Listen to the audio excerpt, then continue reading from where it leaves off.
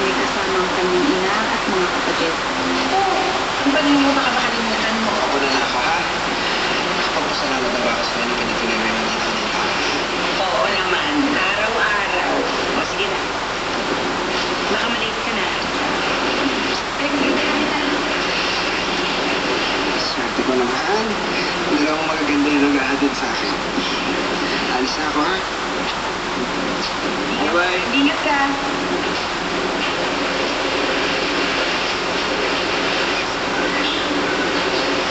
Magluluto lang ako ng dinner natin mamaya. Ay, tulungan ko na po kayo. Huwag na. Sige, pagka-check ko na lang po kay baby, maglalampaso na lang po ako dito sa baba. Bahala ka.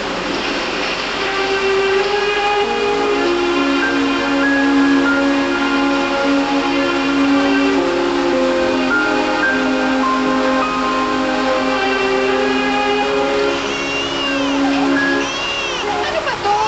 Ano ba itong mga anak mo? Dumi-dumi naman dito, para naman hindi marunong Ano ba? Umiiyak si baby. Ulat ko.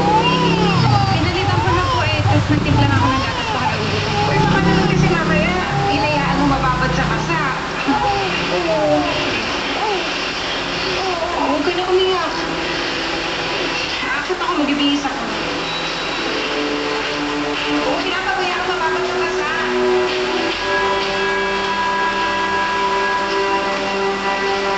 Sa tingin mo, pag kinasal tayo, makakalakad isa sa tingin.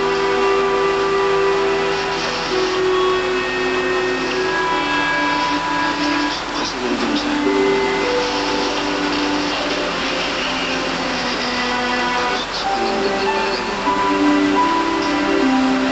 Kaya ako, gusto ko nandun kay mama mo. Huwag kang mag-alala. Pinag-iipunan ko na yung pamasahe nila. Pamasahe, isusuot ko yung damit. Maganda ka. Kahit na 7 lang yung kasal natin.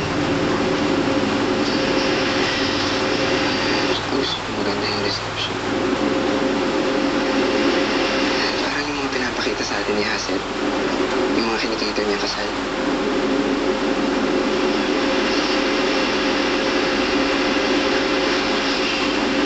Bakit? Ayaw mo bang ikasal dito sa Maynila? Gusto mo sa probinsya na lang?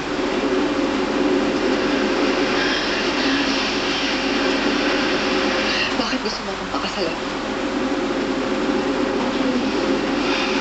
Hazy, hanggang ngayon ayaw pa rin sa akin ng mama mo. Wala na nga akong trabaho eh. Parang wala pa rin akong magawang tama dito sa bahay na to. Kabigat lang ako sa'yo. Tama nga siguro ng mama mo. Hindi ako ang babaeng makakatulong para matupad yung mga pangarap ko. Sabihin na yan. Baka marinig ni baby.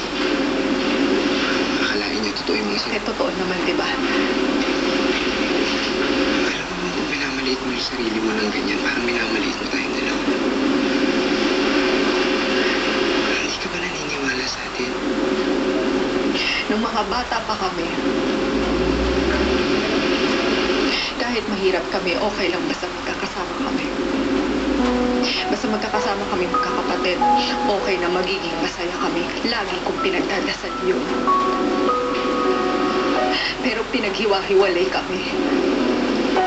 Tapos nagsunod-sunod na lahat ng disappointment sa buhay ko. Kaya ngayon, pag masaya ako, o may nangyayaring maganda sa buhay ko, natutunan kong hindi na pagkatiwalaan kasi natatapos din. Na parang binabawi sa akin lahat. Na parang hindi ako karapat-dapat. Tulad natin. Hazy, masaya ako sa'yo. Kaya natatakot ako na mawala ka sa akin. Na mawala ka sa buhay ko. Na baka hindi ulit ako karapat-dapat.